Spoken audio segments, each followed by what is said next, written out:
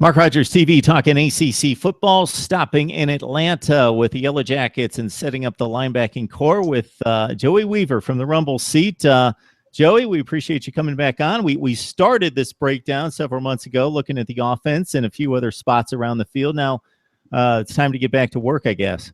Yeah, that defense from Ted Roof last year was kind of the unit that carried the team, which is something we're not really used to here in the Paul Johnson era, but it kind of worked out that way given how many struggles the offense had. So it'll be interesting, though. They had a lot of seniors, so we're going to get into a little bit of a changing of the guard time, especially here in the back seven. So we'll have to take a look here and see what they got. All right, P.J. Davis is a guy that we saw all over the field last year. Led the team in tackles with 77 total stops, 6.5 tackles for loss, had a couple sacks as well. So it really starts and ends with him in regards to guys that we know are going to perform at a certain level. Absolutely. He's a guy that's kind of all over the place, has been for the last 2 years as a starter. Even 2 years ago, when in Quayshawn Neely's senior season, it was Davis, this true sophomore, who not only led the team in tackles, but was, I think, in the top 5 in the conference in tackles. So a little bit of a down year last year in terms of numbers. I think there was a difference of over 40 from the year before, but still the leading tackler on the team. So a guy who is getting better over time and comes in this year as a senior, hopefully having a full grasp of the system and what's required of him, but should definitely be the leader of that group and one of the leaders on the team and on the defense as we look forward to this season.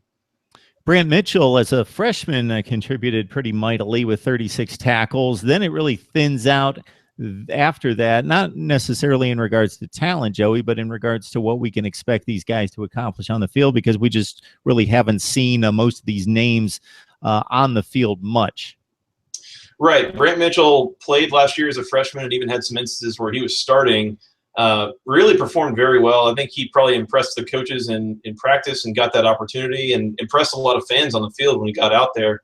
Had a couple of interceptions, made a lot of tackles, seemed like one of the better tacklers on the defense, actually. So you expect him to come back, and I think there's a lot of reason to be excited. But as you mentioned, you get past that point, and there's not a ton of experience kind of waiting in the wings. There's plenty of guys who have played kind of in reserve duty, but I'm kind of pressed to think of anybody else who has any starts on the defense actually within that linebacker group.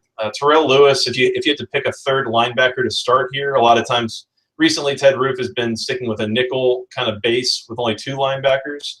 If you had to pick a third linebacker to start, I figure Terrell Lewis takes that spot. Hopefully he takes a big step forward here going into his junior season. He'll probably be hotly contested by Trey Jackson and potentially by Victor Alexander, too, who also played last year as a true freshman and a very talented guy himself. A lot of guys to like. Should also mention Tyler Cooksey. He redshirted last year, was I think had dealt with some injuries throughout the year, but he comes back this year as well as one of the more highly touted recruits in his recruiting class. And so a lot of talent here, but as you mentioned, not a ton of experience to bring back. And so you might see some growing pains as these guys start to work their way onto the field. Yeah, so you can't really expect too much when you have one seriously proven player, one to a lesser extent as a freshman who really contributed 36 tackles when we talk about Mitchell. And then after that, wow, we're just looking at what they were able to do when we're talking 4 and 5 tackles per guy for some of the guys that actually saw the field out of this group. So this is a wild card unit. It is, and I think that you've actually got a pretty decent ceiling here. You've got a lot of athleticism on a lot of these guys. Emmanuel Bridges is also, he's a true freshman coming in that has a decent chance to see some time, that very, very good athlete. So you should see a lot of that, but there also might be some, misses in coverage. There might be some players that are kind of covering the wrong gap, things like this. Hopefully it'll help them out having what looks to be a very good defensive line in front of them. But at the same time, I mean, these guys are going to have a job to do as well. And so time will tell kind of what kind of growing pains we see versus what kind of bright moments and shining moments we see from these guys.